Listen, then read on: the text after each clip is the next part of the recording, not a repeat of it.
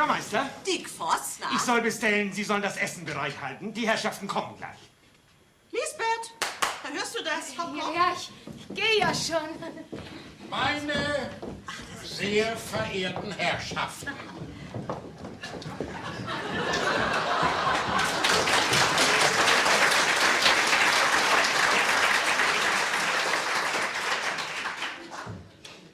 Nachdem Sie auf unserem Rundgang durch das schöne, tausendjährige Gammelbüll schon so manche Sehenswürdigkeit erblickt haben, befinden wir uns nunmehr vor einem besonders großartigen Kleinod. That's nice indeed. Herr Stadtsekretär Hasen wird dazu einige Erklärungen abgeben. Es handelt sich um das sehr kostbare Standbild von Klaas Klaasen, dem Schutzpatron von Gammelbüll, welchem unsere Stadt auch ihren ersten Wohlstand verdankte. Selbiges aus Bronze gegossen und lebte anno 1364 bis 1402, wo infolge Konkurrenzneid von Hamburger Kaufleuten durch Enthauptung eines unnatürlichen Todes verstarb. Sehr schön. Jesus Christ. Das Kunstwerk ist von einem unbekannten friesischen Meister, welcher seine Lehr- und Gesellenjahre in der wunderschönen italienischen Stadt Florenz zubrachte. Ja, die mit dem schiefen Turm. Rolf. Dieser. In die Figur ist die Jahreszahl 1568 eingemeißelt. Bitte nicht berühren, die Herrschaften. Oh, sagen Sie, was kostet diese Sea Rauber? Der ist leider nicht zu verkaufen, mein Herr. In Amerika, wir würden diese Sea Rauber in Serie machen. Yes, $5 das Stück. Yeah. At most, huh? Ja, so groß. No. Das also ist unser Schutzpatron Klaas Klaasen. Alljährlich feiert die Stadt Gammelbüll ihm zu Ehren den Klaas-Klaasen-Markt. Wenn die Herrschaften noch ein paar Tage zu verweilen gedenken, werden sie das große Glück haben, dabei sein zu können, denn nur noch 3 Tage trennen uns von diesem großen Ereignis. Tja, unser Wahrzeichen, der Pirat. Das Hotel gleichen Namens befindet sich hier und steht unter der Bewirtschaftung von meiner Wenigkeit. Und meiner. Ja, und ihrer.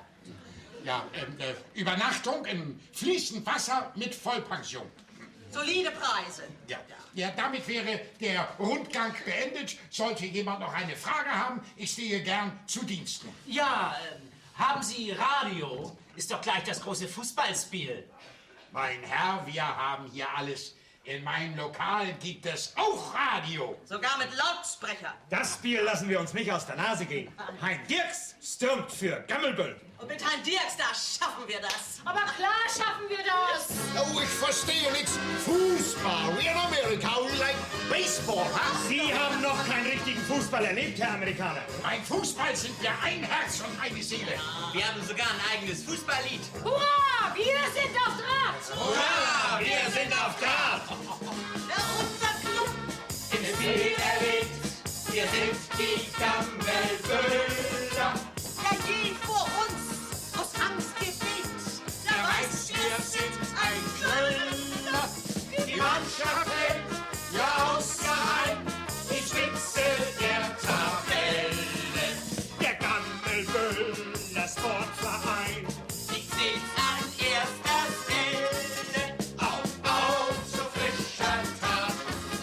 Hurra, wir sind auf Draht. Auf zu frischer Tat. Hurra, wir sind auf Draht. Wenn unser Club das Spiel gewinnt, das läuft wie von alleine. Hein tritt den Ball, man glaubt, er spinnt. Den Torwart durch die Beine. Ein Pass, ein Punkt, ein Kopfballtor, da gibt's es nicht zu halten. Und wer nicht spielt, singt mit im Chor, die Jungen und die Alten. Auf zu frischer Tat. Hurra, wir sind auf Draht. Auf zu frischer Tat. Hurra, wir sind auf Draht.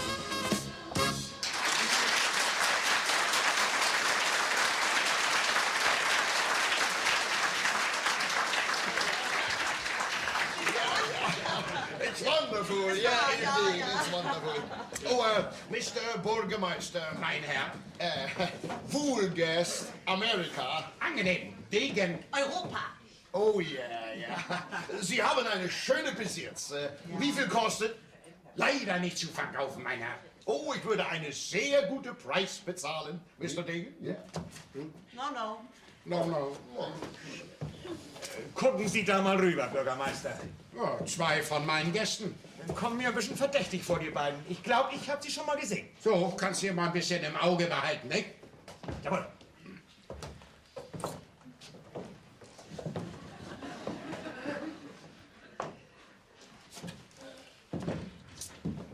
Sie sind also der Sheriff von Gammelbüll? Der bin ich. Wollen Sie sich nicht ein bisschen zu uns setzen? Das kann ich machen. Thank you, yes. Oh, Mr. Bürgermeister, I'm Ron Böhr, ein Schnaps für die ganze Lokal, okay? Sofort. Lisbeth! Thank you. Das ist hier vielleicht ein Angeber, was? Das ist ein honoriger Herr. Amerikaner mit Zaster. Hat eine große Hochseejacht im Hafen liegen. Oha, da können wir Pracher nicht gegen an. Wieso, Pracher? Wir sind arbeitslos. Ihr seid doch keine Hochstapler? Aber wo denken Sie hin, Sheriff? Ich meine mal bloß. So, die Herren, lang Sie zu. Oh, ja. Thank you, yes. God save old Germany. Prost, Amerika! Prost! Amerika!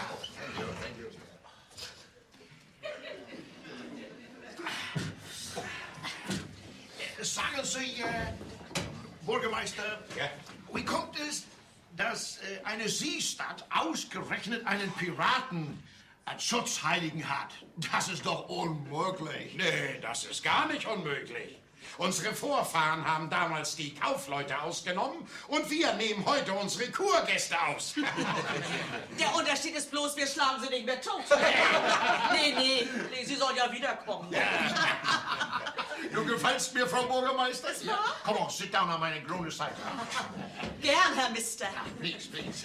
Du auch, Fräulein. Come on, sit down hier. Nee, Lisbeth hat zu tun. Go on. Von diesem Piraten hätte ich gern mehr gehört. Oh, er interessiert sich für Klaas Klaasen. Ja, also Klaas Klaasen war Stadtsekretär Harmsen. Erzählt. Die Ballade vom Seeräuber Klaas Klaasen. Klaas Klaasen war als Pirat bekannt und fromm war er über die Maßen. Dafür gab der Herrgott gesegneten Strand, wenn Heiden in Seenot mal saßen. Und lag dann das Schiff auf der Sandbank verquer, gab Klaas seinen Männern Befehle. Dann schmissen sie Käpten und Crew in das Meer und der Raub ging tolikem Dele. O Klaas Klaasen, wenn die Westwinde blasen, dann ist gute Zeit für Gammelbüll. Denn der Wind, der weiß immer, was er will.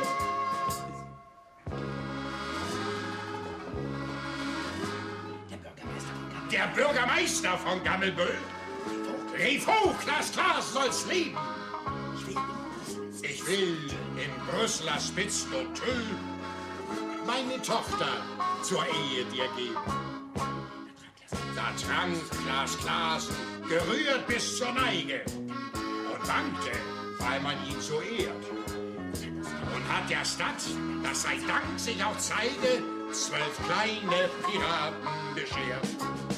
O Klaas Klaasen, wenn die Westwinde blasen, dann ist gute Zeit für Gammelbüll. Denn der Wind, der weiß immer, was er will. Und wie ist es mit diesem Pirat zu Ende gegangen? Na, Missgunst der Mächtigen, die den Hals nicht vollkriegen konnten. Den Kaufleuten war er nicht angenehm. Klaas wollte ja Wohlstand für alle. Er passt nicht in unser Gesellschaftssystem. Wir locken das Aas in die Falle. Klaas Klaasen saß grad beim nördlichen Grog. Da fielen sie über ihn her. Sie hauten ihm den Kopf ab, genau überm Rock. Da schmeckte das Rock ihm nicht mehr. Und sie köpften auch mit Bedächtigkeit sein Piratenvolk, Mann für Mann. Wo Missgunst sich paart mit Gerechtigkeit, kommt auch kein Pirat gegen an. Hoch das Blasen,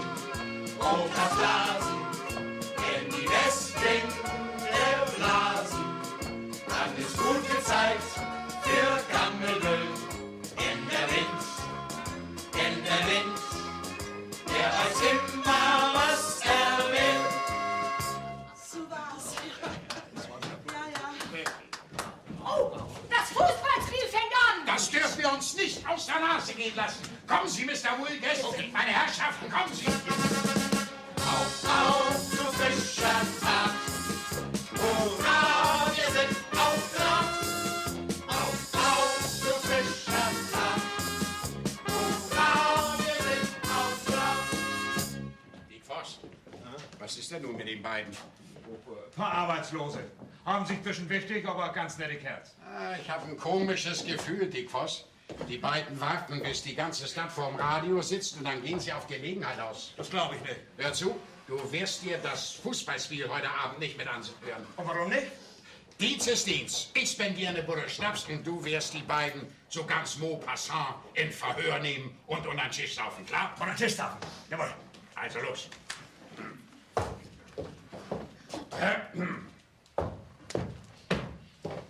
Schönes Fußballspiel.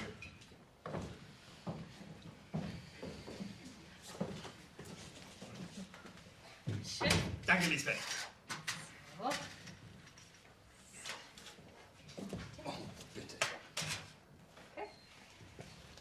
Na, nix in Sinn mit Fußball? Oh doch, darauf haben wir uns schon lange gefreut.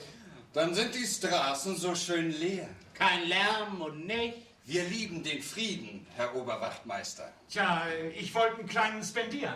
Mögt ihr? Also ich kann mir nicht helfen, aber die Polizei wird mir immer sympathischer. Bitte. Danke. Das Einschenken besorge ich. Wieso das? Reine Höflichkeitssache, Herr Oberwachtmeister. Prost. Prost!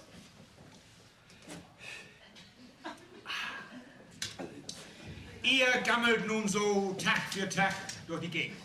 Ja, ist wohl so. Schicksal. Ich kenne das. Was, Sie? Und Sie haben doch Ihren feinen Posten. Polizeichef von Gammelbüll. Ortsheriff von Gammelbüll. Prost, die Herren. Prost. Prost. Ich lebe hier in ganz bescheidenen Zustand. Ab und zu mal Radfahrer aufschreiben, wegen Fahrens ohne Licht, das alles. Ja, wir würden Ihnen ja gerne mal den großen Fall gönnen, ja. Wie meinen Sie das? Ja, zum Beispiel Franz Matzen und Egon Hasselmann eines Verbrechens überführen. Verfolgung, Festnahme, Handschellen anlegen, abführen mit entsicherten Ballermann. Prost, Sheriff. Prost.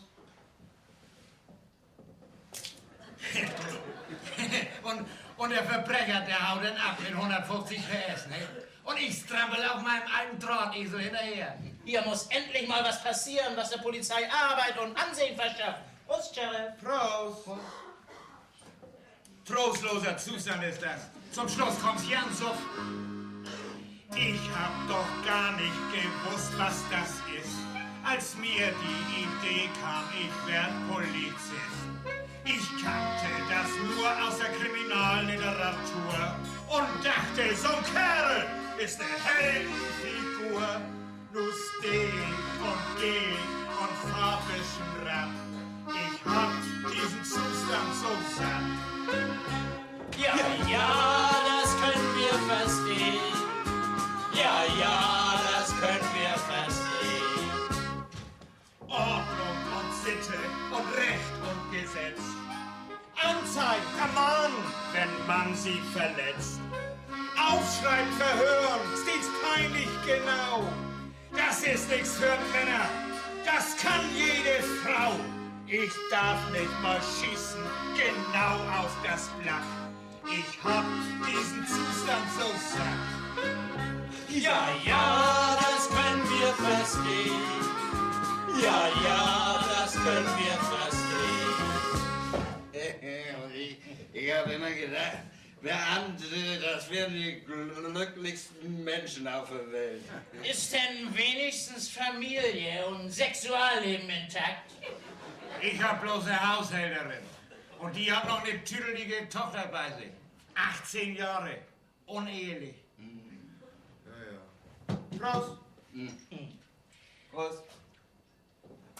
Ist sie denn hübsch, die kleine Pflegetochter? Ach, was? Tüdelig ist sie. Die spinnt ab und zu. Ja, wie heißt sie denn, die kleine Süße? Edelgard. Oh, auch das noch. Also ein Unglück kommt selten allein. Trösten wir uns. Prost, Sheriff. Prost. Also, Sheriff, das Verbrechen wird sich nun folgendermaßen abspielen. Die Straßen sind leer. Die Luft ist rein. Ist ja Fußball, ne? Plötzlich erscheint Eine rothaarige junge Dame. unsere Arbeitgeberin. Weißer Bugatti. Rasant. Sportliche Erscheinung. Sagt alle ob. Wir schnappen uns den Piraten. Immer noch erste Halbzeit. Und schon ist Klaas Klaasen verschwunden. Das glaubst du wohl nicht, ne? Ihr seid ein paar ganz große Angeber. Dem wollen wir ihm das mal beweisen. Steh auf, Egon. Jawohl, Sheriff. Das beweisen wir dir jetzt.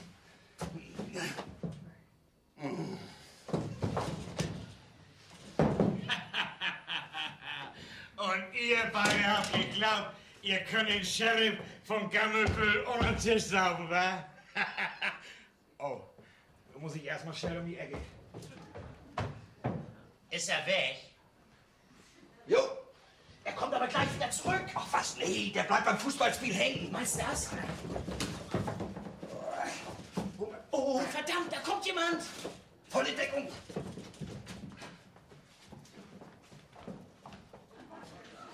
Onkel Dickfoss? Onkel Dickfoss? Er ist nicht hier. Und Mama ist auch nicht hier. Oh, endlich mal wieder allein mit dir. Mein Klaas Klaasen. Na nu, du hast dich ja weggedreht. Mach's mich nicht mehr. Ach, was? Mann, Egon, sowas gibt's doch nicht. So, nun guck mich mal richtig an, Klaas Klaasen. Na, was ist? Freust dich denn gar nicht zu den schönen Blumen? Freust dich denn gar nicht, dass deine Edelgard wieder bei dir ist? Ihr kriegt zu viel. Hast was gesagt, Klaas Klaasen? Wir müssen sie weglotsen. Komm, Edelgard, komm. Was willst du, Klaas? Wo soll ich hinkommen? Zum Fischerhafen. Wir stechen in See. Nee, das schickt sich nicht. Komm, Edelgard, komm. Nee, das geht nicht. Mama hat mir das verboten. Komm, Edelgard, komm. Mama sagt, was sie mit meinem Vater erlebt hat, da will sie ihre Tochter für immer vorbewahren. Meine Mutter, die war in meinen Vater verknallt. Er wollte sie heiraten und das schon ganz bald. Doch dann kam ihm plötzlich was anderes in den Sinn. Er nahm seinen Hut, verschwand nach Berlin. Frag ich mich immer, bei Tag und bei Nacht, wo find ich einen Mann, der sich nicht dünne macht? Er läuft dir nicht weg, denn er ist aus Blech. Er läuft dir nicht weg, denn er ist aus Blech. Er läuft mir nicht weg, denn er ist aus Blech. Und so guckt er mich immer zu an. Er steht stur wie ein Pfahl von Statur, General. Ach, das ist noch ein richtiger Mann.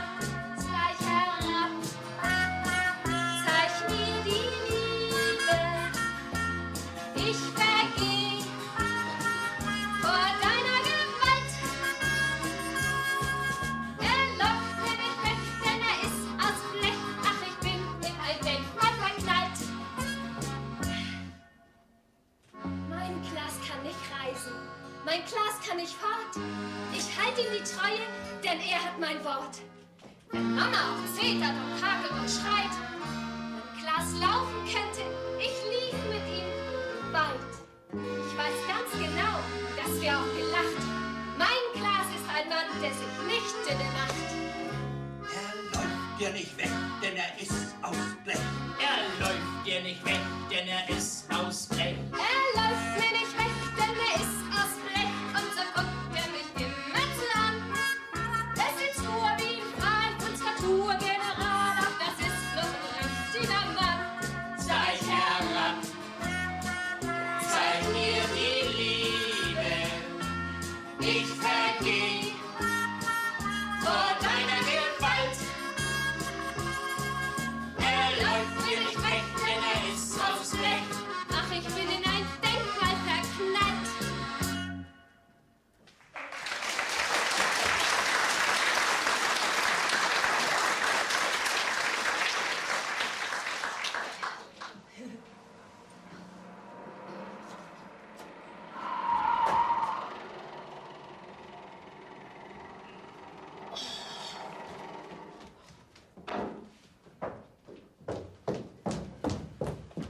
Egon, François, allez hop!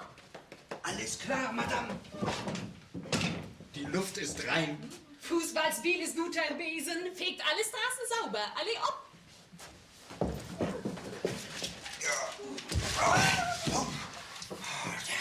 Gewicht. Mein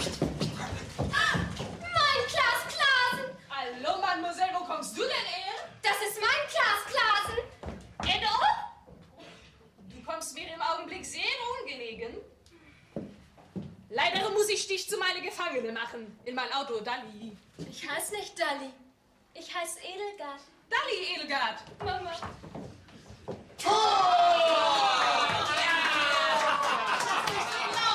Oh yeah, ein wonderful spiel indeed, yeah. Hat dir vom Tor geschossen. Hart in die linke Ecke vom Gast. Das war nicht zu halten. 1-0, huh? 1-0. Wer unser Club im Stil erlebt, wir sind die Gammelböhler. Wer nie vor uns aus Angst gebebt, der weiß, wir sind ein Knüller. Die Mannschaft wählt Jahr aus, Jahr ein, die Spitze der Tabelle. Der Gammelböhler Sportverein, die steht an erster Stelle. Auf zu frischer Tat. Hurra, wir sind auf Draht. Auf zu frischer Tat. Hurra, wir sind auf Draht. Was Sie da vorhaben, Frau Bürgermeister, das kann nicht gut gehen. Der Klaas auf dem Podest, der geklaute Pirat. Das war doch eine Imitation. Ein Falsifikat, klar. Aber als die Versicherung hier war zum Taxieren, da stand ja noch der echte Klaas, nicht? Und somit haben sie den echten Klaas versichert und müssen den echten Klaas bezahlen. Die braucht Geld haben sie. Geht an die neuen Kuranlagen. Hm? Wenn rauskommt, dass der echte Klaas bei mir im Schrank steht, dann kommen wir beide in den Knast und müssen obendrein noch berappen. Aber was soll da groß passieren? Wir können doch schweigen. Ne? Sollten wir nicht wenigstens mit dem Herrn Bürgermeister sprechen? Ach, der wird da ja nichts von wissen. Und er versteht da auch nichts von. Das stimmt. Hast du schon mal erlebt, dass mein Mann sich um seine Amtsgeschäfte kümmert? Hm? Noch nie. Na, siehst du. Unheimlich ist mir ja auch diese Fanny, die Sie da mitgebracht haben. Ich kenne sie noch nicht mal. Ja, Fanny, das ist meine Nichte, eine Frau von Welt. Hat mal in Paris gelebt. Und da gibt sie groß mit an. Betreibt nun Kunsthalle oder sowas Ähnliches in Hamburg. Beste Gegend. Ja, sie will uns besuchen. Kann sein, dass sie heute schon kommt. Dann wirst du sie kennenlernen. Hm? So, und du gehst aufs Rathaus an deine Geschäfte. Hm? Wenn Sie meinen... Und drück beide Daumen, dass sie die Räuber und die geklauten Piraten niemals zu fassen kriegen. Hm? Wenn Sie meinen. Nicht? Ach, Hamsen, du willst sicher schon zum Rathaus rüber. Tu das, Hamsen. Da warten schon ein paar Schausteller wegen dem Klaas-Klaasen-Markt. Bring das in Ordnung. Ich selber habe heute andere Sorgen. Selbstverständlich, Herr Bürgermeister. Katrin, mach uns einen Kaffee. Steht schon parat. Oh, danke schön. Komm, Dickfoss, setz dich. Danke. Dickfoss. Danke. So. Lang zu. Darf ich? Bitte sehr. Klaas Klaasen, Mark. Ohne Klaas Klaasen. Nicht auszudenken. Die Leute werden trotzdem kommen. Er war unser Schutzpatron. Ich hänge an diesem Mann, als wenn das mein Bruder wäre. Noch keine Spur gefunden, Dickfoss? Nee. Das waren Spezialisten. Ja, sonst hätten sie die beiden Arbeitslosen nicht an die Seite geschafft. Arme Kerle. Wir sollten mal im Hafen nach ihnen fischen lassen. Hast du sonst noch was erlebt, Dickfoss, heute Nacht? Ja, erlebt habe ich noch was, aber das hat mit Klaas Klaasen wohl nichts zu tun. Erzähl. Ja, da kam ein kleiner Regenschauer und ich stellte mich ein bisschen unter beim Rathaus. Da kommt auf der anderen Seite ein junger Mann an. Erkennen konnte ich ihn nicht, er trug eine große Regenkapuze. Das dauert nicht lange, da kommt ein Fräulein um die Ecke und springt ihm mit beiden Beinen um den Hals.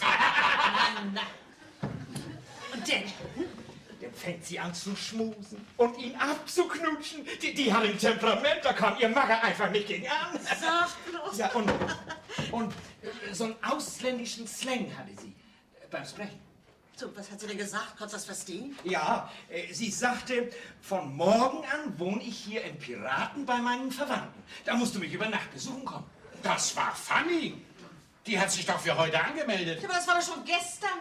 Warum ist sie denn nicht gestern schon gekommen? Ja, was ist das denn für eine Fanny? Da kommt sie gerade zu mir rein. Bonjour, mes amis. Ich bin die Fanny aus Paris. Die unerfahrene Gammel verließ. Ich wollte frei sein, nur noch frei sein. Und darum zog ich in die Welt. Dort in der Ferne fand ich das große Glück. Kommt die Fanny doch nach Gammel zurück. Ich kann nicht immer bei euch bleiben. Mein Herz gehört der ganzen Welt. Mama, der Papa, die schnappen platt. Oh, mir fällt es schwer, pardon. Denn in Paris, der schönen Stadt, on parle français. On parle français, c'est bon. Als in der Nationale, so lieb nicht anders sehen. Doch dann gab es Skandale, ich musste eigentlich gehen. Ich bin die Fanny aus Paris, die unerfahren euer Gammel verließ. Ich wollte frei sein, nur noch frei sein. Und darum zog ich in die Welt. Dort in der Ferne fand ich das große Glück. Nun kommt die Fanny doch nach Gammel zurück. Ich kann nicht immer bei euch bleiben. Mein Herz gehört der ganzen Welt. Bravo!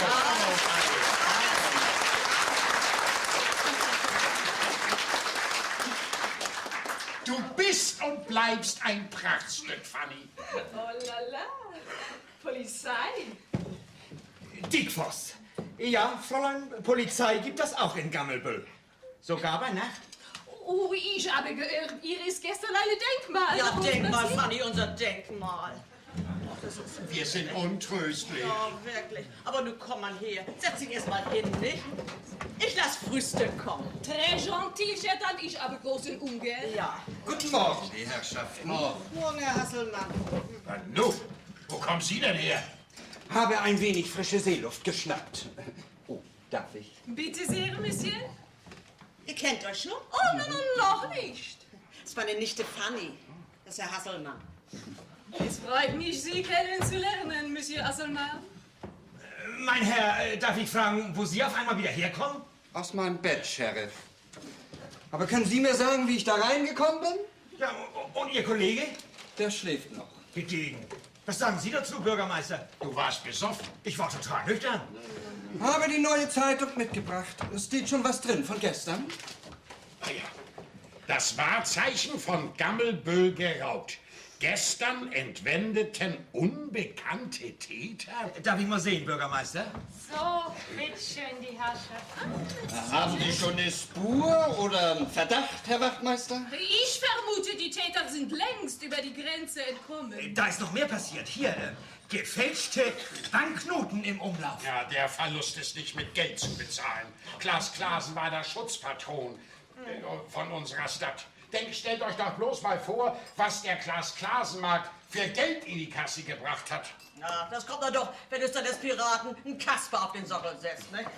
Gammelbüll, ohne Klaas Klasen. Bronziguss aus dem 16. Jahrhundert. Unersetzbares Kunstwerk. Ach, bloß von den blöden Piraten schreiben die was. Aber dass meine Edelgard verschwunden ist, da steht kein Wort von drin. Was? Edelgard? Ja, die Räuber haben auch meine Edelgard mitgenommen und ihr Gewalt angetan. Aber das kann doch nicht angehen. Verschleppt und Gewalt angetan. Und der Herr Oberwachtmeister, der obendrein ihr Vormund ist, der sitzt vom Radio und hört Fußball, anstatt aufzupassen. Verschleppt? Ja, und das alte, ehrliche Gammelbüll ist das reinste Chicago geworden. Dafür haben Sie doch gar keine Beweise.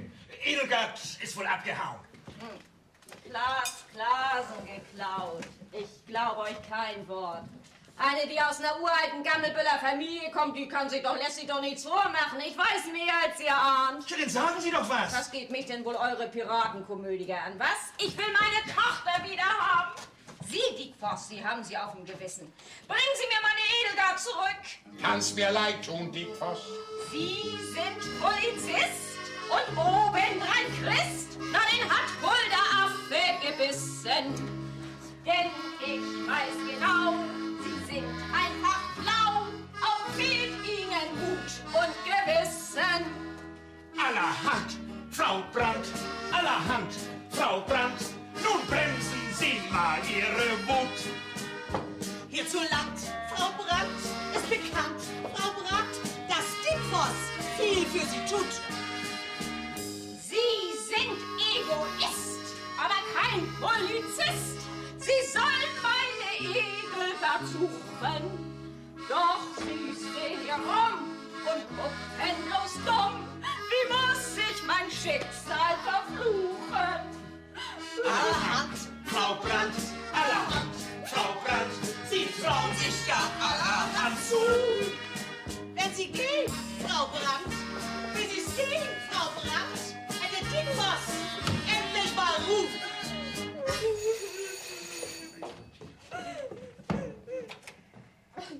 Hotel zum Piraten? Ja, der ist hier. Dickfoss für dich. Ja, nun regen Sie sich mal wieder ab, Frau Brandt. Hier, Dickfoss. Passen Sie auf, wenn Sie gleich nach Hause kommen, dann sitzt Ihre Edelgard quietschvergnügt in der Küche und fängt Fliegen. Wollen Sie einen kleinen Cognac? Einen Doppelten. Einen Doppelten. Einen Doppelten. Das ist doch nicht Ihr Ernst, beste Frau. Das ist Erpressung. Gott verdurri. Frau Brandt, Ja. Edelgard lebt. Sie kommt gleich an den Apparat und will mit ihrer Mutter sprechen. Oh, meine Edelgard. Ich brauche gleich noch einen. Ja, hier. Edelgard? Kind? Ja, hier ist Mama. Ja, Kind, das kann doch nicht wahr sein. Edelgard? Edelgard? Aufgelegt. Was? Ja. Hallo, Amt. Ja, Fräulein, könnten Sie feststellen, woher dies Gespräch kam? Hier, Oberwachtmeister Dickfoss. Aha. Sie kann nicht. Was war? Edelgard lebt. Ach, habe ich doch gleich gesagt. Aber leider ist sie in den Händen der Piratenräuber. Meine Edelgard. Das war eine Frau. Edelgard befindet sich in unserer Gewalt. Stellen Sie sofort alle Ermittlungen in Sachen Klaas Klaasen ein.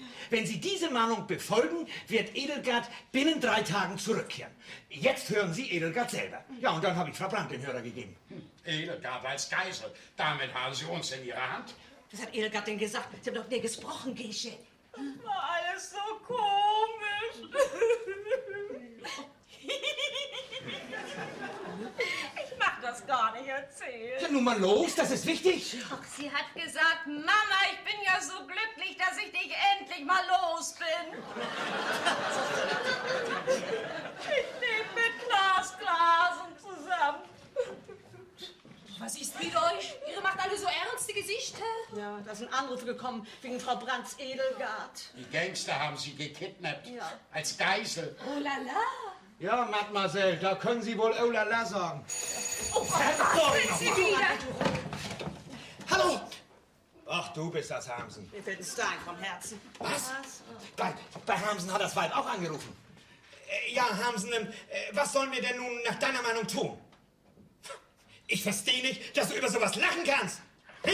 Komm, geh mal her. Richtig, richtig. Hallo, Hamsen, Herr Degen, erzähl. Was? Ist das dein Ernst? Na ja, hast ja recht. Was bleibt uns anderes übrig? Ende. Na, was hat Hamsen denn gesagt? Wir sollen auf die Bedingungen des Gangsterliedchens eingehen. Der Mann ist vernünftig.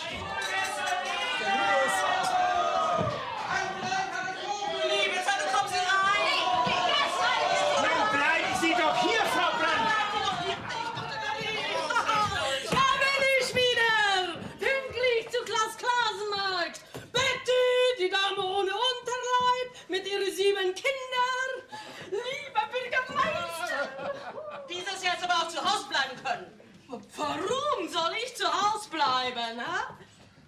Da ist Fräulein, was hat so lange telefoniert vor Postamt. Und ich musste warten.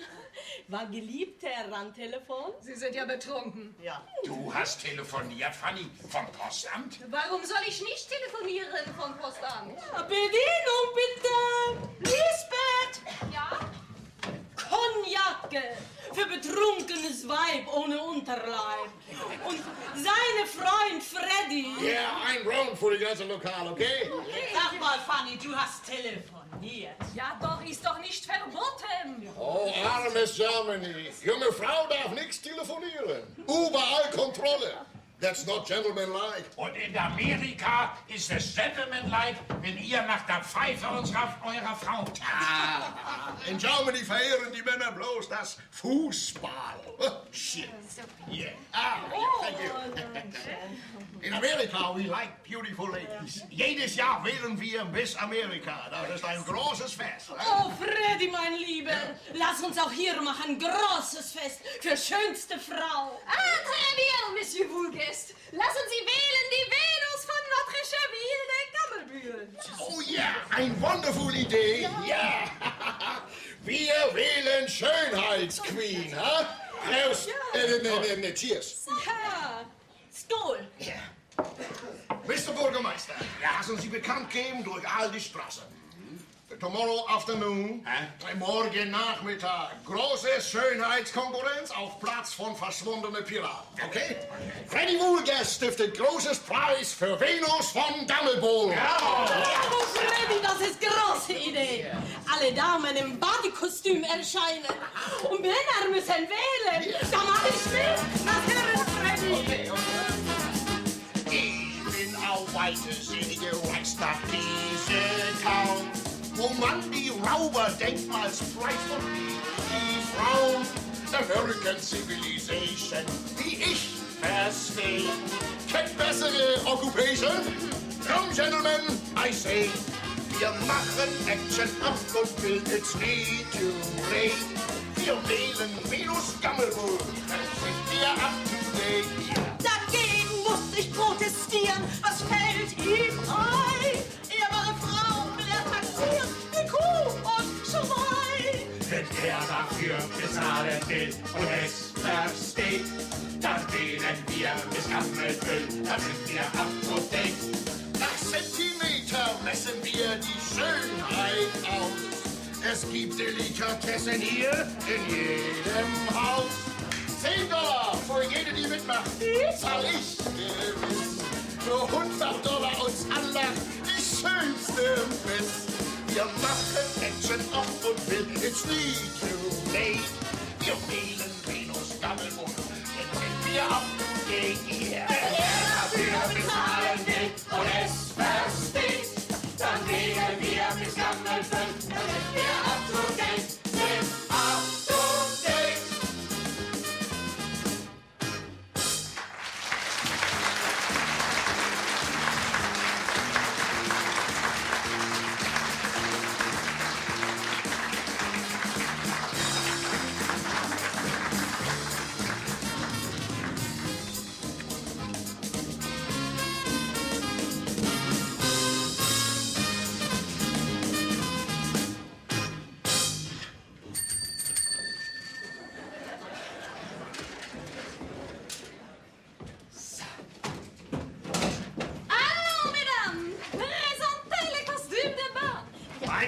hier. Nix. Das Badekostüm will ich sehen. Ich habe aber nicht viel Zeit, Herr Oberwachtmeister. Ich auch nicht. Was ist denn los? Hör auf nun zu sabbeln, zu krähen und zu brabbeln. Was schicklich ist, weiß ich allein. Seid her zur Kontrolle, was sei denn, was wolle. Ich steh für die Sittlichkeit ein. Los, Ordnung, geht auf Vordermann. Ihr könnt mich nicht betören. Und stellt euch wie Erwachsene an und nicht wie dumme Gören. Ordnung geht auf Vordermann, Marie-Sophie Marleen. Und geht mit den Figuren an, macht das zu gern sehen. Und geht mit den Figuren an, macht das zu gern sehen. Ruhe, bitte! Die erste Dame, bitte. Immer Jährlich! Kinder warten! Ich will auch mitmachen. Oh la la! Da haben wir keine Chance mehr. In Ordnung, Betty. Dir gebe ich Nummer 13. Oh, Dankeschön! Glücksnummer! Die nächste Dame, bitte. Das bin ich. Das Badetrikot, bitte. Danke. In Ordnung, Frau Bürgermeister. Versteht sich. Sie kriegen Nummer 1. Wie sich das gehört. Die nächste Dame, bitte. Bitte sehr, Monsieur. Ist das nicht eine lustige Kostümnummer? Le dernier cri de Paris. Nee, Mademoiselle, das geht nun wirklich nicht. Wir haben hier immer noch die Strand- und Badeordnung vom 17. Mai 1919. Das Badekostüm ist am Hals hochgeschlossen zu tragen. Die Ärmel haben den Oberarm bis zur Hälfte zu bedecken. Die Beinteile dürfen... Oh, Monsieur, Sie sind zu charmant, wenn Sie dienstliches Gesicht machen. Hey! Skandal, sowas! Die nächste Dame, bitte. Leute, mein Freund Freddy hat euren Bürgermeister zum Präsidenten gemacht. Hier. Gratuliere, Herr Präsident. Zum Präsidenten der Schönheitskommission. Oha, Herr Bürgermeister. Da haben Sie ja einen delikaten Posten gekriegt. Ja. Euer Bürgermeister ist genau richtig. Er ist unbestechbar, versteht viel von weiblicher Schönheit und hat hohes Ansehen bei seinen Bürgers. Ja, aber nun gehen wir alle zusammen nach drinnen. Wir müssen uns ja doch einig werden, was Schönheit überhaupt ist. Rolfi, wir sind alle Specials, ja? Spezialisten. Ja, komm mal. Oh, Klaas. Nichts traurig sein, Rolfi. Ich werde was für euren Piraten tun. Okay? Come on, let's go. And have a drink. Hallo, Chef. Nanu, wo kommst du denn her? Ich war bei der Dame ohne Unterleib zum Frühstück eingeladen. Ah, gratuliere. Was meinst du, ist auf die Dame Verlass? Absolut, Herr Kommissar. Auf Damen ohne Unterleib ist immer Verlass. Ist immer Verlass. Hast du ihr gesagt, was wir vorhaben? Was wir vorhaben und wer wir sind. Oh. Ich weiß nicht, ob das richtig war. Absolut, Herr Kommissar. Doch. Ich weiß Bescheid, Chef. Die Dame ohne Unterleib hat gute Gründe, der Polizei einen großen Gefallen zu tun. Gute Gründe? Mehr als ein, ja? Ja, und was ist mit Edelgard? Glücklich und vergnügt, Chef. Ich wollte sie laufen lassen, aber sie wollte nicht. Sie will bei ihrem Klaas Klaasen bleiben. Naja, wollen wir hoffen, dass unsere Aktion nun klar geht. Dafür garantiere ich, Chef. Ja. Da kommt jemand. Ich hau ab. Ja. Tschüss, Chef. Egon, mon chéri. Du bist so aufgeregt? Egon, es ist etwas Schreckliches passiert. Ah. Ich liebe dich. Oh ja, das ist ganz schön schrecklich. Ne? Egon, Tante Kathrin hat mir ein anderes Zimmer gegeben. Genau neben eheliches Schlafstube. Ganz dünne Wand, nur dazwischen. Moble. Ich hatte mich so auf dich gefreut. Ja, das ist ja denn wohl umsonst gewesen. Du bist so kalt, Egon. Wie ein Fisch. Fisch? Wie eine Polizeibeamte. Und ich liebe dich so sehr. Ich möchte dich küssen, kratzen, beißen. Ach, mon chéri. Kannst du denn gar nicht richtig lieben? Ich weiß nicht. Du kannst es nicht, Egon. Nicht einmal lügen kannst du richtig.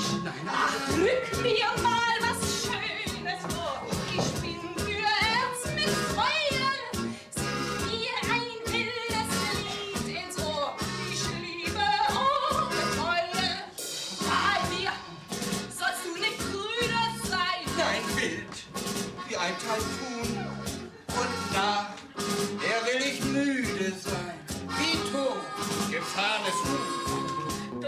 füg mir mal was Schönes vor. Ich bin für Erz mit Feuer.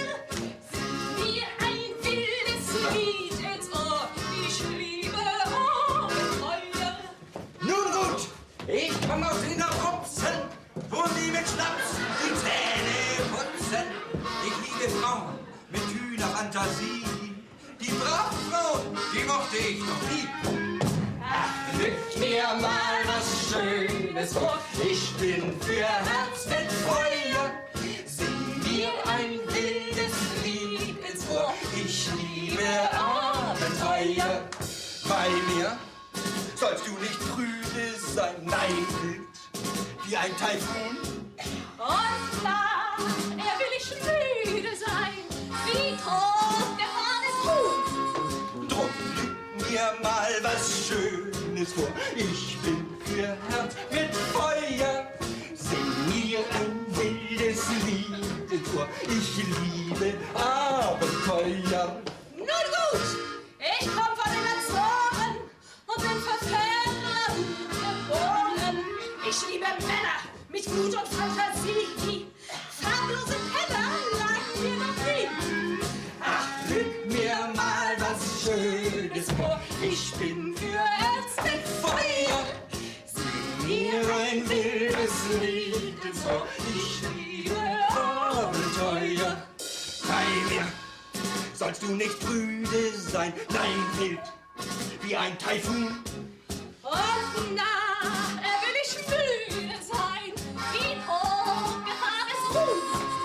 Ach, füg mir mal was Schönes vor. Ich bin für Herz mit Feuer. Sing mir ein wildes Lied ins Ohr. Ich liebe Abenteuer.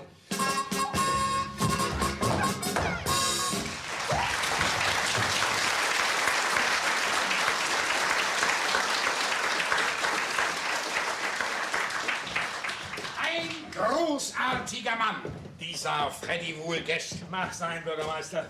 Aber sein Zirkus mit den Frauen ist absolut nicht nach meiner Mütze. Ach was, Diekforst, du bist von gestern. Von den Amerikanern können wir eine Menge lernen. 50.000 Mark will er den Piratenräubern schenken, wenn sie ihn zurückbringen. Dauernd kommt das durchs Radio. Ein Verbrechen auch noch belohnt. Das ist doch nobel. Ach, ich weiß nicht, Bürgermeister. Das waren wohl gar keine richtigen Räuber. Klar waren das Räuber. Nee. Mit dem Piratenstück, das stimmt was nicht. Wieso? Der Hamsen zum Beispiel. Der tut immer so komisch, wenn davon gesprochen wird. Ach, Hamsen, der macht sich doch nur wichtig. So, und nun dein Auftrag, Diekforst. Du setzt dich aufs Rad und trommelst die Herren Stadtverordneten zusammen. Morgen früh um 9 Sondersitzung. Einziger Punkt der Tagesordnung, Verleihung des Ehrenbürgerrechts von Gammelbüll an Mr. Freddy Wohlgest, Los Angeles. Geht klar, Bürgermeister. Sollst mal sehen, da beißt er auf an, da lässt er ordentlich was springen. Und du weißt, unsere Stadt hat Geld verdammt nötig. Ja, aber die Misswahl. Ah, bevor die losgeht, bist du längst wieder zurück.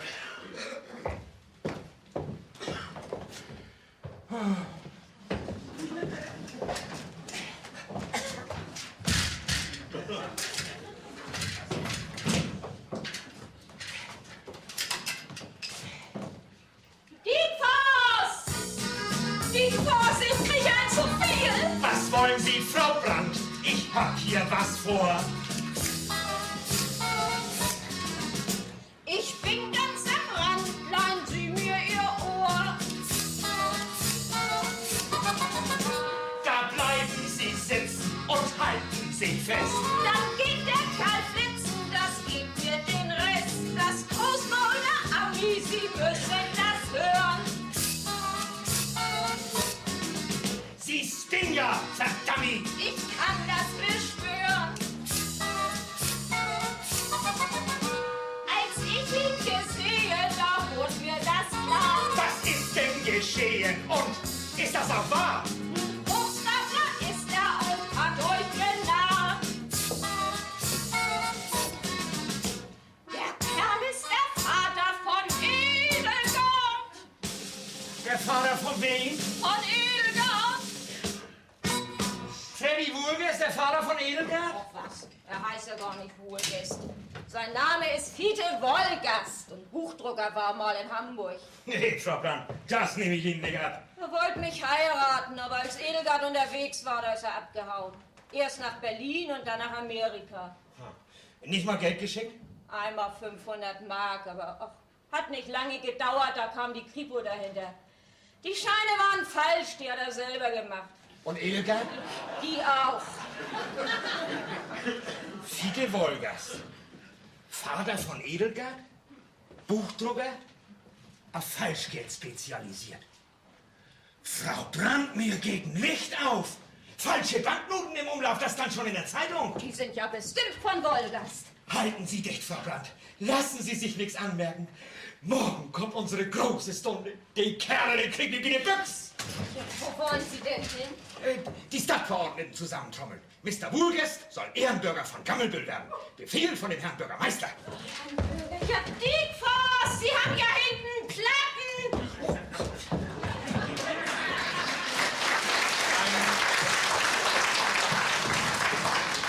Mein lieber Freddy, was du über unsere Damen gesagt hast, war einfach großartig. Oh, ich habe nur Wahrheit gesagt. Wir haben die schönsten Damen in Gammelbüll, die allerschönsten Damen in Gammelbüll, johei. Die Gammelbüller Erika. Erika, Die gibt's nicht in Amerika. nicht in Amerika. Wir haben die schönsten Damen in Gammelbüll, die allerschönsten Damen in Gammelbüll, johei. Meine lieben Freunde, nirgends geht es bunter zu als auf dieser Welt.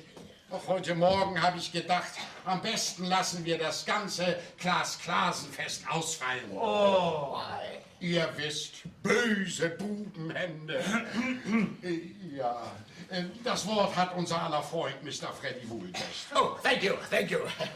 Ladies and gentlemen, dear friends, people from Gammelbull. Ja, just a moment. Ich habe gesagt, uns Amerikaner sind junge, hübsche Fraulein lieber als ein 500 years old Pirat. Und nun steht doch wieder ein alter Pirat auf diese Socke. Thank you. Mein Big Fellow, good old Rolfie, hat es in ganz wunderbar gesagt. Böse Bubenhände. Ich habe mir gelobt, diese Hände wieder gut zu machen und dafür 50.000 Reichsmark geboten. Oh, wow. Let us hope, dass die lieben Raubers das Angebot annehmen. In Vertretung von dieser alten Pirat eröffne ich nun das Schönheitsfestival von dieser guten alten Town. Stop. Wir bitten die Damen zu erscheinen.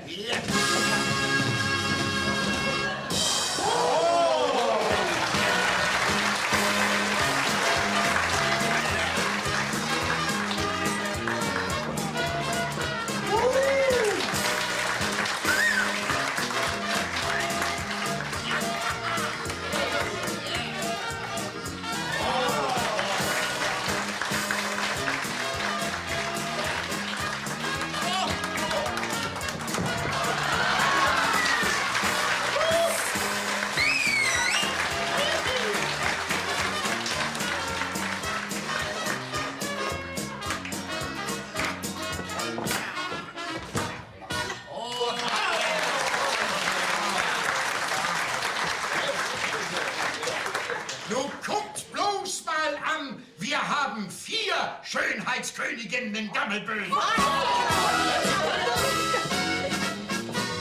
Wir haben die schönsten Damen in Gammelbüll, die allerschönsten Damen in Gammelbüll, johei.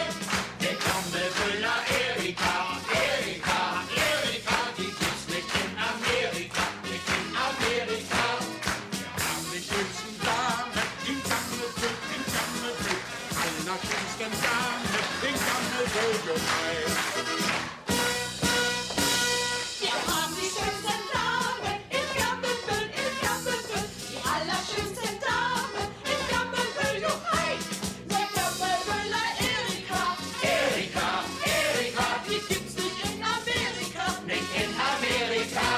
Wir haben die schönsten Damen in Gammelbüll, die allerschönsten Damen in Gammelbüll, johei.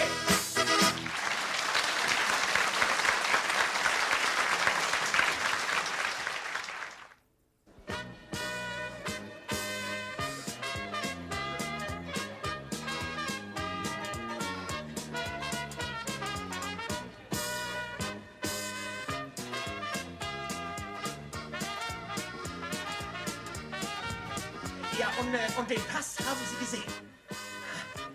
Mit Ehefrau. Moment. Kaufmann Friedrich Wolgast mit Ehefrau. Ja. Was? Ja, sind Sie ganz sicher? Besten Dank für die Auskunft, Fräulein. Ende. Sag mal, Dickforst, was ist bloß los mit dir? Seit gestern hängst du nur noch am Telefon. Ein Ferngespräch jagt das andere. Ich habe mir sogar die Nacht um die Ohren geschlagen. Und was ist dabei rausgekommen? Ich weiß nun ein bisschen mehr über den Fall Klaas Klaasen. Ich auch. Ah, da sind die ja schon. Bitte schön, kommen Sie rein. Pünktlich auf die Minute, Herr Harmsen. Moin, Dickfox. Ah, meine beiden Arbeitslosen. Darf ich vorstellen? Herr Kriminalkommissar Hasselmann und sein Assistent Kriminalobersekretär Matzen. Unseren Oberwachmeister Dickfoss kennen die ja schon. Nun werd ich verrückt. Lieber nicht. Wir haben deinen Verstand noch nötig. Moin, Dickfoss. Moin. Ist der Chef da? Leider nicht. Dringende Gemeinderatssitzung wegen der Ehrenbürgerschaft von Mr. Freddy Wohlgest. Oh, ich lach mich tot.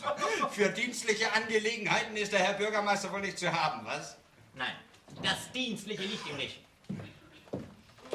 Der dienstliche Bürgermeister, das bin ich. Ja, aber haben Sie ihn wenigstens unterrichten können über unsere Aktion?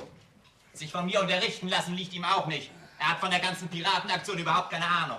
Oha, das ist aber äußerst unangenehm, Chef. Ja, allerdings, ja. Wenn wir die Aktion morgen Abend schon starten wollen... Darf ich mal hören, was hier gespielt werden soll? Ich bin immer noch der Sheriff von Gammelbüll. Die Herren sind hinter Kunsträubern her. Und dabei habe ich ihnen ein bisschen geholfen. Ja, wir hatten Verdacht gegen eine im Kunst- und Antiquitätenhandel nicht unbekannte, sehr attraktive... Und äußerst temperamentvolle Dame. Ja. Leider fehlten uns die letzten Beweise. Die gestohlenen Stücke tauchten in Europa nirgendwo wieder auf. Ist ein halbes Jahr her, da haben wir uns denn in einen Kreis eingeschlichen, in dem besagte Dame häufig zu verkehren pflegte. Das ist ein Ding. Hat lange gedauert, bis wir das volle Vertrauen von diesen Leuten hatten. Du, Chef, du musst aber erstmal dein schönes Erlebnis zum Besten geben. Ach, das ist doch nebensächlich. Also, der Chef wollte die Dame gern mal ein bisschen näher kennenlernen und besuchte ein kleines Nachtlokal. Verdammt teuer war das. Mein Chef tanzte mit der Dame, sie unterhielten sich, sie tranken etwas und die Räuberbraut verliebt sich in den Kriminalkommissar. Ja, dadurch habe ich natürlich eine ganze Menge erfahren. Aber ich kam mir vor wie ein Schuft. Er hat sich nämlich auch ein bisschen in sie verknallt. Matzen, ich muss Sie doch sehr bitten, den dienstlichen Abstand zu wahren, ja? Und diese Dame ist Fanny. Genau. Ja. Und nach einer Weile hat Fanny uns beide denn in ihr Geschäft aufgenommen. Als Partner. Ja, der erste Auftrag, den wir kriegten, für einen reichen Amerikaner den Piraten von Gammelbüll klauen und auf seine Hochseejacht bringen. Freddy Wohlgest. Jawohl. Gleichzeitig dienen wir als Wachleute auf der Yacht. Ja, immer wenn Freddy Wohlgest seine krummen Dinger dreht, schickt er seine Besatzung auf Urlaub. Ja, und was ist mit Edelgard? Habt ihr die wirklich in Gewahrsam genommen? Ja, allerdings, ja. Edelgard wollte auf keinen Fall zu ihrer Mutter zurück. Habe ich mir doch gleich gedacht. Edelgard ist freiwillig bei uns. Sie macht Urlaub auf der Hochseejacht von Wohlgest mit ihrem Klaas Klaasen. Und was soll nun passieren? Die Yacht kommt nicht raus, dafür sorgen wir. Sind noch mehr gute Sachen an Bord? Nicht bloß das Piratendenkmal? Ja, aber Freddy Wohlgest hat den Räubern doch eine hohe Belohnung versprochen. Können wir uns die nicht verdienen? Das ist nicht Sache der Polizei. Nee. Die Polizei kann das nicht. Aber wenn ich nun den Piraten zurückbringe, ich habe schon einen Brief an Mr. Freddy geschrieben.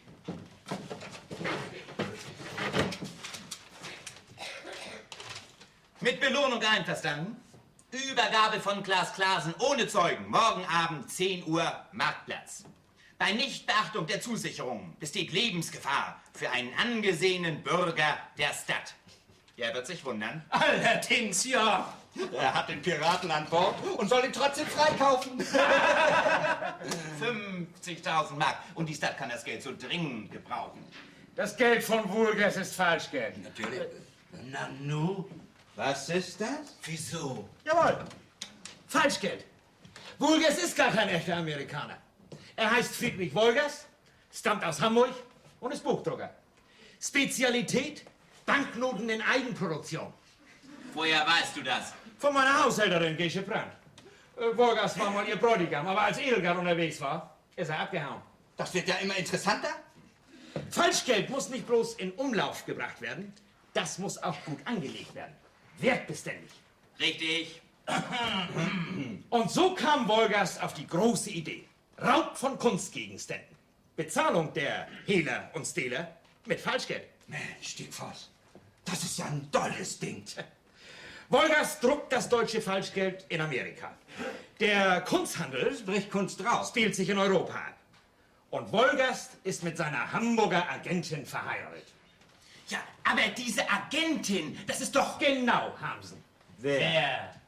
Fanny! Nee. Kaufmann Friedrich Wolgast mit Ehefrau Fanny, geborene Bliss. So reisen die beiden durch die Welt. Und überall, wo dieser Kunstsammler aufgekreuzt ist, hat sich Falschgeld angefunden. Na, was sagt ihr nun, meine Herren von der Kripo? Nicht zu fassen. Da kommt ein Mann. Normalverstand. Keine Ahnung von Kriminalismus. Ermittelt mit der linken Hand. Entsetzlicher Dilettantismus. Und kriegt am Ende mehr heraus, als wir, die Spezialisten. Da geht dir glatt die Lampe aus. Gut ab vor den Herrn Polizisten.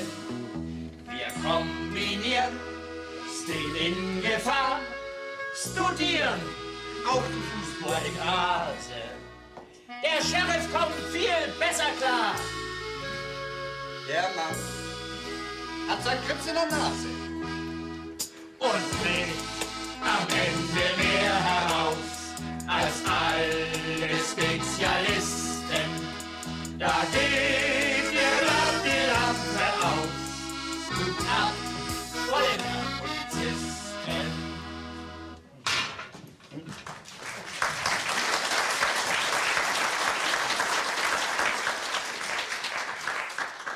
Sollte man lieber arbeiten, wenn's dazu singen? Das ist meine Haushälterin, Gesche Brandt. Haben Sie schon gehört, Frau Brandt? Morgen Abend kommt Ihre Tochter Edelgard wieder zurück. Ach was, ich glaube euch kein Wort. Morgen Abend gibt es eine große Aktion. Polizeiaktion? Oh nee, wer hat Klaas Klaasen denn wohl geklaut, was? Das wart ihr doch. Um den Wirbel in der Zeitung und im Radio habt ihr das gemacht. Alles Reklame für Gammelbüll und seine Wirtsleute. Bürgermeister Degen voran, Bein hoch. Na ja, dann wollen wir Mann lieber gehen, nicht? Anderes Bein. Ja, ist ja noch allerhand zu beschicken, nicht? Aber wir kommen bald wieder, ist ja noch allerhand zu beschnacken, nicht? Ja, also, denn, ne? Bis denn. Ihr steckt alle zusammen unter einer Decke. Aber Frau Brandt. Och, ich weiß Bescheid. Du Hamsen, diese Fanny und die Bürgermeister. Ich sag bloß ein Wort. Versicherungsbetrug. Und du Hamsen bist der größte Gauner. Aber ich werde euch das Geschäft vermasseln. Ich werde nämlich kassieren. Ich, Gesche Brandt. Aber liebe Frau Brandt. Liebe Frau Brandt, du Blödmann.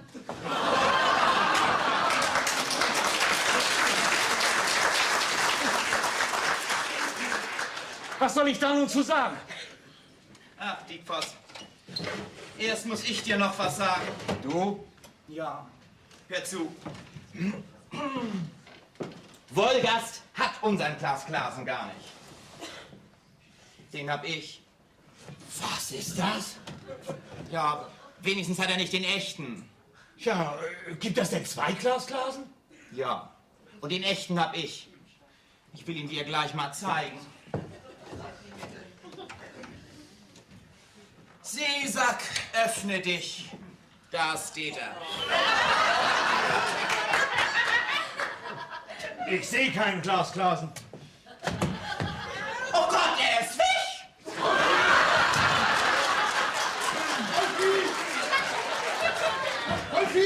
Wolfi, wo ist Mr. Degen? Nebenan in der Gemeinderatssitzung. Ich muss ihn sprechen, at once. Ein Brief ist gekommen von den Betrüger. Yes, man will uns erpressen. Oh yes, expressen. Yeah, yeah. Freddy, mein lieber Freddy, du kommst justament im rechten Augenblick. No, ein Brief ist gekommen, Ja, später, mein Freund, später. Erstmal haben wir eine große Überraschung für dich. Ja, eine große Überraschung. Ja, nebenan im Sitzungssaal warten die Herren Stadtverordneten den hochherzigen Gönner unseres Gemeinwesens als ersten Ehrenbürger der Stadt Gammelbüll willkommen zu heißen. Ja, und dazu möchte ich dir als Erster recht herzlich gratulieren, mein lieber Freund. Thank you. Yeah. Und ich als First Lady von Gammelbüll überreiche dir feierlichst den Ehrenbürgerbrief. Oh, das ist aber eine große Überraschung. Ja. Wir gratulieren, Mr. Wohlgest. Thank you. Mögen Sie das Ehrenbürgerrecht noch recht lange genießen. Brandenburg soll leben! Ho! Oh! Thank you.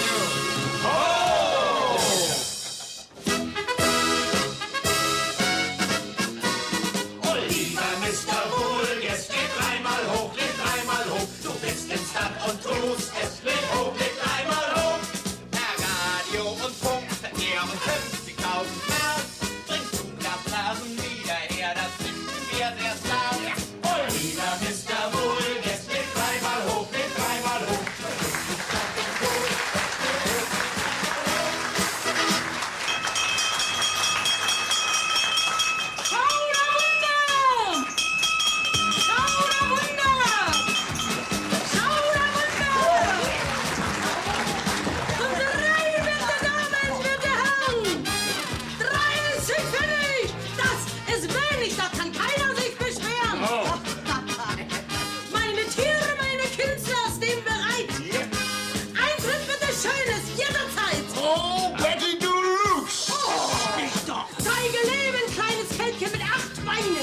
Zeige Riesenschlange und dressierte Schweine.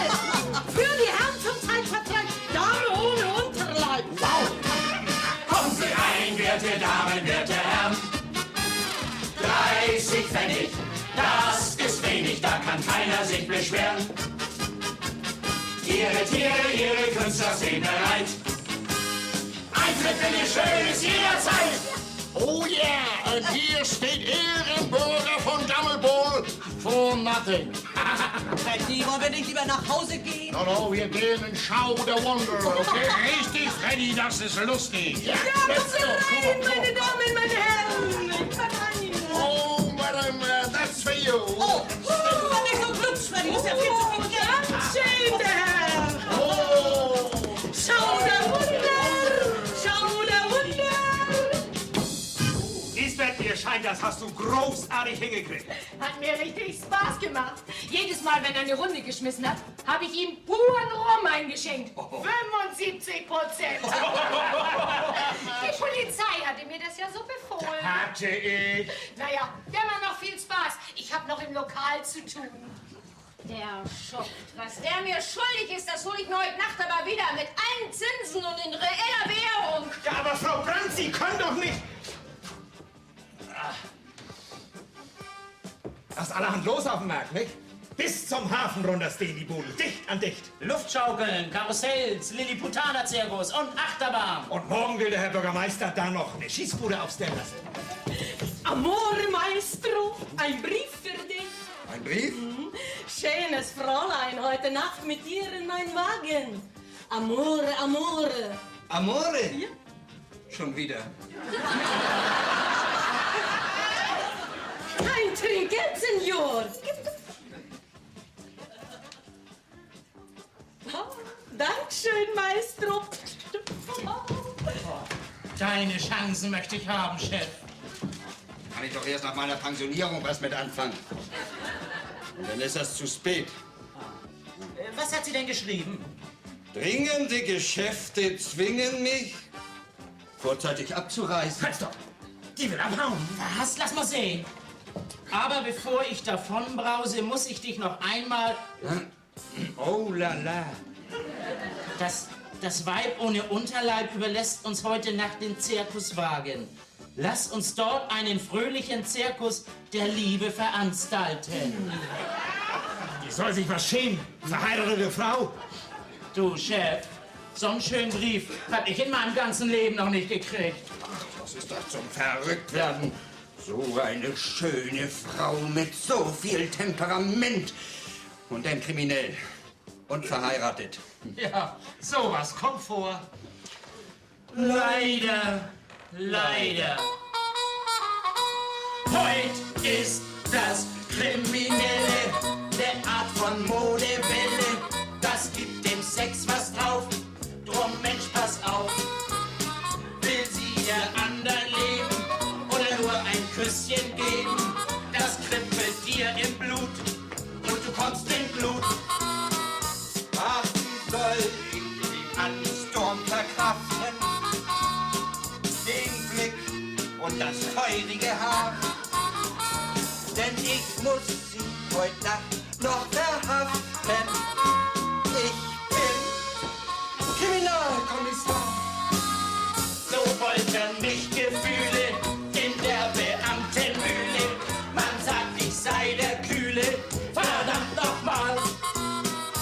So was soll nun ein Mannsmensch verkraften? Die Liebe spielt im Herzen Schalmei. Doch er soll seine Liebste verhaften. Hände hoch! Kriminalpolizei! So plagen uns Gefühle in der Beamtenmühle. Man sagt, ich sei der Kühle, verdammt nochmal.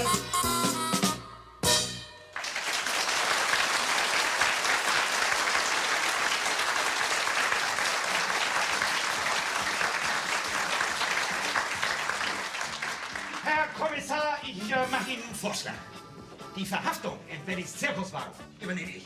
Mensch, Dickfoss, das wollen Sie wirklich für mich tun? Ja, Mann, überleg dir das. Die Frau ist gefährlich. Oh, mit Frau Wolgers werde ich fertig.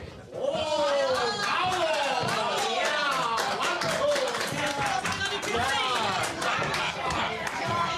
Freddy, dies ist dein großer Tag. Oh, wonderful, wonderful. Ladies and gentlemen, hier steht Gammelburger von Ehrenbull. Leute, heute kommt Klaas Klaasen wieder zurück. Das wollen wir feiern. Herr Bürgermeister, ich muss Ihnen dazu noch was sagen, Ihnen was erklären. Erklären, da ist nichts mehr zu erklären. Herr Bürgermeister, Sie haben ja überhaupt keine Ahnung. Was? Ist keine Ahnung? Das ist ein starkes Stück, Hansen.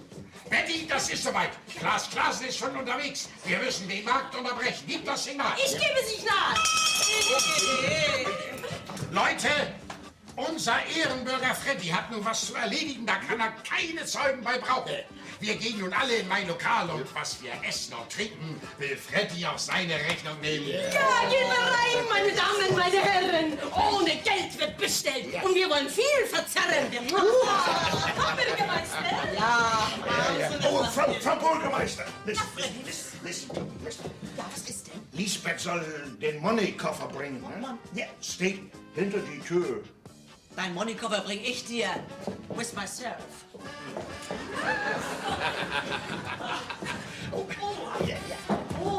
Come on, I help you. It's very schwer. Huh? Very schwer. Oh, my cross.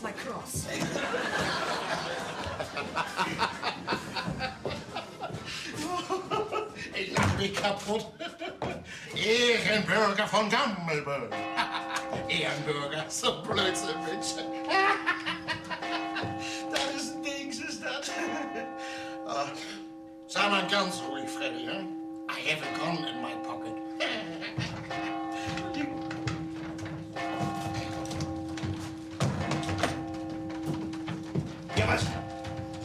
Was soll denn das bedeuten?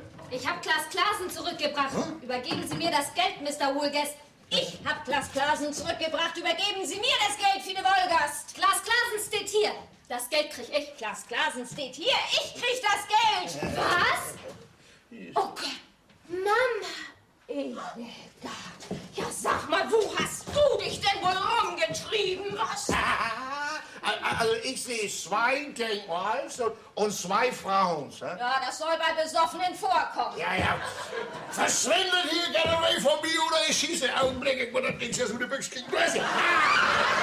Hände hoch, Vollgas! Werfen Sie die Waffe weg! Soll das ein Joke sein, hä? Ihr seid doch meine Wächter.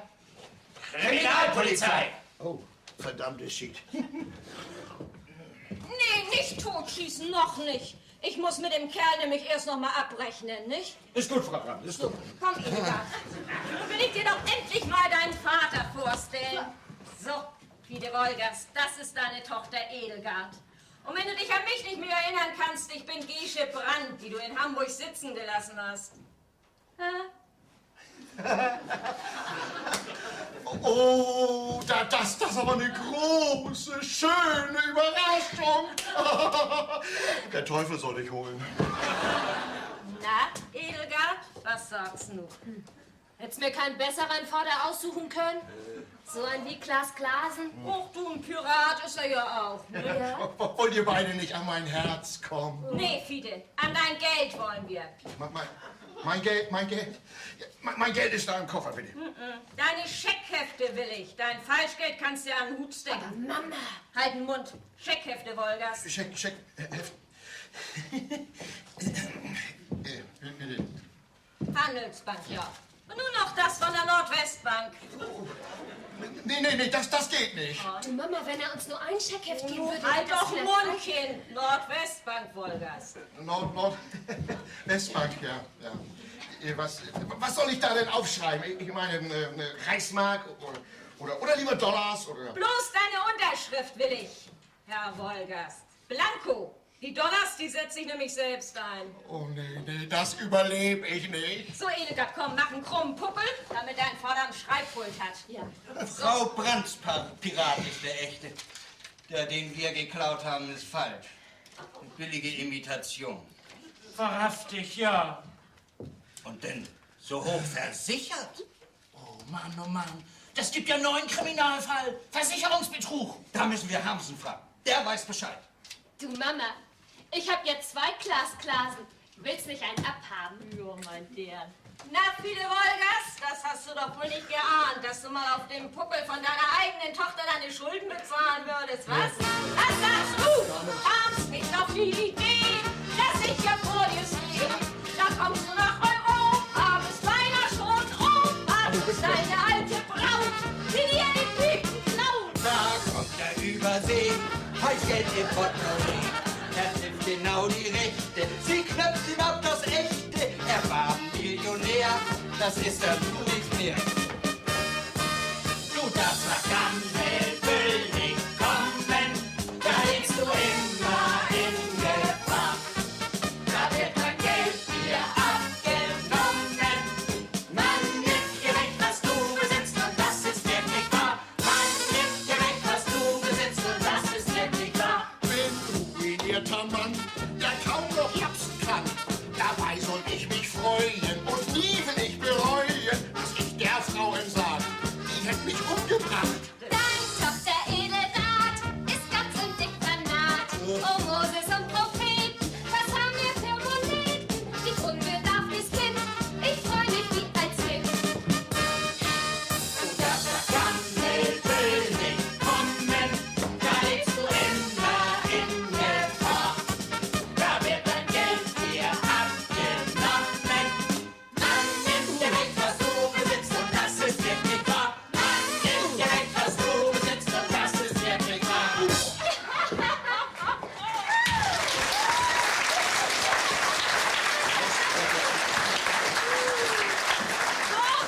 Dann holt man die anderen, wir sind hier klar. Klaas Klaasen ist wieder da! Was sagst du? Ja, er ist wieder da. Kinder, was bin ich froh. Das sind ja 2 Piraten. Das überlebe ich nicht. 2 Piraten? Nee, 3 Piraten. Hier stelle ich euch Fide Wolgast vor, Edelgards Vater. Freddy Wohlgest. Fiete Wolgast. Was, Mr. Wohlgest ist Edelgards Vater? Nicht bloß das. Er ist auch der Piratenräuber. Der Wolgast heißt er, oh, dieser Kerl. Und Buchdrucker ist er. Und Spezialist für Falschgeld. Und Ehrenpirat von Gammelbüll. Nun verstehe ich überhaupt nichts mehr. Ach ja, Bürgermeister, das sich fein blamiert, was? Ein Verbrecher als Ehrenbürger! Skandal ist das! Frau Bürgermeister, wir beide müssen froh sein, wenn wir heil aus der Sache wieder rauskommen. Nur 2 Piraten, aber das schöne Geld ist futsch. Was für Geld, Frau Bürgermeister? Oh, das Geld ist hier. Ein Scheckheft für mich, das andere für Gammelbüll. Leute, das sind Millionen! Das ist mein Gammelbüll. Millionen. Oh, Freddy, du bist doch ein guter Mensch. Hab ich was Verkehrtes gesagt? Gestatten Sie, Mr. Wohlgest? Das lasse ich mir nicht gefallen, Monsieur Nicole. Ich tue hier nichts anderes als meine Pflicht. Mama Mia, was ist denn da los? Du Armleuchter! Du nachgemachter Pappsoldat! Stehen bleiben, Sie sind verhaftet! Fanny, was will der Kerl von dir? Dieser Durchkopf! Oh, Freddy! Ich kann nicht mehr. Ich gebe auf. Tut mir leid, Frau Bürgermeister. Das ist ein Kriminalfall. Was heißt das? Frau Wolgast, geben Sie mir Ihre Hände. Wolgast? Das Hanni ist die Frau von Friede Wolgast? Herr Kommissar, melde gehorsamst. Befehl ausgeführt. Du, Egon Kommissar? Du Schoft! Oh, Friede! Ja. Bitte! Die Welt ist so schlecht. Ist sie auch, Fanny? Ist sie auch? Also Leute, das mit den Handschellen, das geht zu weit. Was hier passiert ist, kriegen wir auch ohne Handschellen in Ordnung. Handschellen weg! Handschellen! Augenblick mal. Wenn Freddy der Mann von Fanny ist, dann ist das Ganze eine reine Familienangelegenheit. Richtig. Und unsere Familienangelegenheiten bringen wir ganz allein in Ordnung. Ja. Die Hauptsache ist ja, dass niemand zu Schaden gekommen ist. Ja. Und dass wir sein Geld haben. Ja, Mama. Aber die Gerechtigkeit, Die ist in Gammelbüll zu Hause, schon seit Klaas Klasens Zeit. Die Gerechtigkeit soll leben! Gammelbüll soll leben! Und die Piraten, die sollen leben. Ho, ho, ho! Du darfst nach Gammelbüll nicht kommen, da lebst du immer in Gefahr. Da wird dein Geld dir abgenommen. Man nimmt dir weg, was du besitzt, und das ist wirklich wahr. Man nimmt dir weg, was du besitzt, und das ist wirklich wahr. Blasen wieder da, gleich zweimal wunderbar. Linker und rechter, falscher und echter. Der eine ist ganz toll, wie ich mich dazu freu. Mit seinem Gaunerstück hat Freddy wenig Glück. und seine Frau, die Fanny,